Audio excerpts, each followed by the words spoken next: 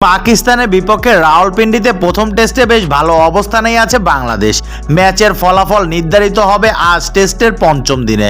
যদিও জয় পরাজয় নির্ধারণ করা একটু কঠিনই, তবুও বাংলাদেশের সামনে অসম্ভবের সেই সম্ভাবনা তৈরিতে নেতৃত্ব দিয়েছেন মুশফিকুর রহিম। খেলেছেন ব্যক্তিগত সর্বোচ্চ 191 রানের ইনিংস। তার আগে 15,000 আন্তর্জাতিক রানের মাইলফলকও পূর্ণ করেছেন। তৃতীয় দিনে ব্যক্তিগত 50 করেছিলেন মুশফিক।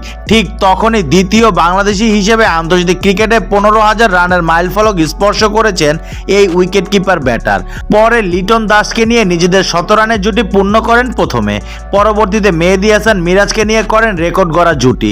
সপ্তম উইকেটে দুইজন মিলে 196 রান যোগ করেন, যা টেস্টে সপ্তম উইকেটে বাংলাদেশের সর্বোচ্চ জুটি।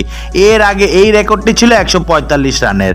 2010 সালে হ্যামিল্টনে নিউজিল্যান্ডের বিপক্ষে যে জুটিটি গড়েছিলেন সাকিব আল হাসান ও মাহমুদুল্লাহ রিয়াদ।